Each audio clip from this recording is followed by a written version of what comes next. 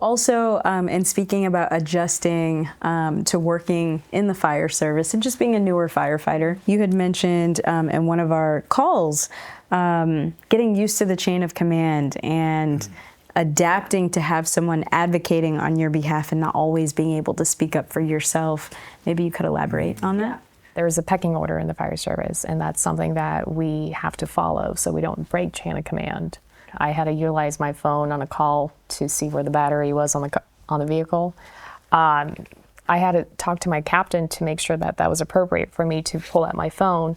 The incident commander saw me on my phone, and he also saw that I was on probation, and that didn't really look good, right? But I trusted my company officer that he was going to have a conversation with the incident commander of like what exactly I was doing. I also approached my company officer of like, hey, I know he saw me. Can we both go and, you know, can I explain my actions firsthand as well? And he's like, yeah, sure, totally appropriate. So just utilizing that chain of command is definitely key.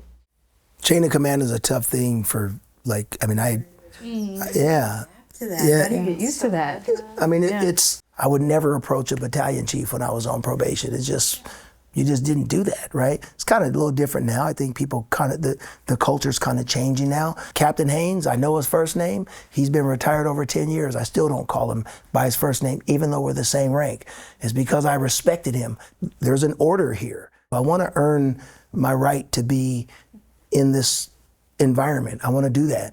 It didn't take a long time. I didn't understand it when I was outside of it, but being inside of it, it's like, okay, I understand it. And now obviously as a captain, you realize that chain of command is about span of control, and it has a greater purpose and so you may not understand that part when you're new on the job, but there's a reason why you don't go straight to the incident commander if you're assigned to fire attack, right? You go to fire attack. You don't go to the incident commander, right? And you realize those kinds of things. And so chain of command has a lot to do with span of control, which does a lot of other things in our industry. So it's tough to like understand it conceptually in the beginning if you haven't done it, but once you're around the fire service and kind of get it, it sort of makes sense fairly quick. At least that was kind of my experience.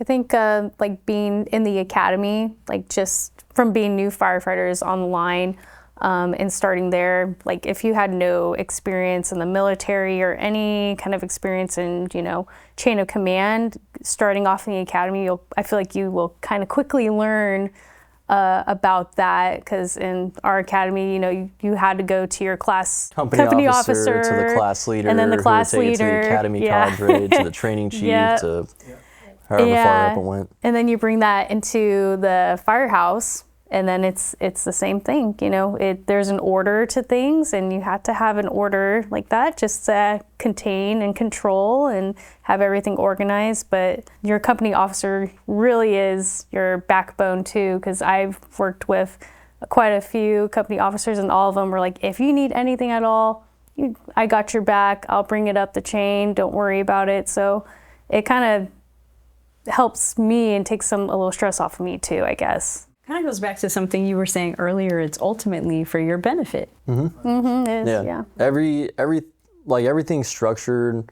and it's structured that way for a reason. They wouldn't just have these things to be arbitrary. There's always going to be a purpose behind what they're doing. And who would you want more to, like, kind of like advocate for you than someone that's been around for a little while that knows the person that you need to be talking to anyway, right? So it makes sense. It's a relationship thing. I have a relationship with the battalion chiefs now because we all came on the job around the same time. So like it's easy for me. If you have a question, I'm gonna go talk to essentially a friend that I've been working with for 25 years. Like, so, you know what I mean? So I think it's incumbent upon the leaders though, and I think it was you that talked about creating an atmosphere of like a welcoming, if you will, atmosphere, because it's important for me as a leader that a new firefighter feels comfortable. It's important for us as company officers that you feel comfortable coming to us, because that is something you don't get to advocate for yourself. And if you're used to doing that, if you're used to being able to tell your side of the story, you don't always get to do that. And so it's important that as a company officer